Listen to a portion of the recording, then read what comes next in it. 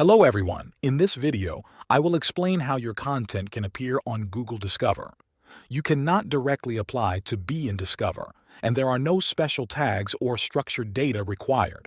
Content is automatically eligible if it is indexed by Google and follows their content policies.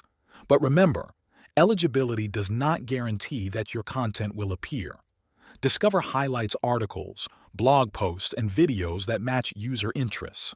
Sometimes, even older content can show up if it is still relevant. However, if your site violates Discover policies, you may see a manual action in your Search Console under the section called Security and Manual Actions. That is why it is important to follow Google's rules. The best way to increase your chances of appearing is to focus on helpful, reliable, people-first content. This is the same approach Google recommends for ranking in search results.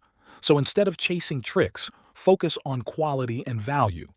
There are a few practical things you can do.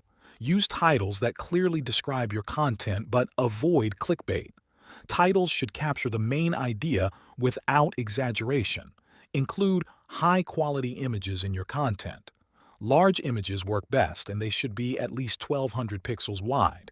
To make sure they display properly in Discover, enable the Max Image Preview setting or use AMP. Do not use your site logo as the main image. Also, avoid misleading or exaggerated details in your preview content, like the title or thumbnail. Do not try to artificially increase clicks by creating curiosity gaps or withholding key information. Finally, remember that Discover filters out certain types of content, such as petitions, job listings, forms, code repositories, or satire, without context.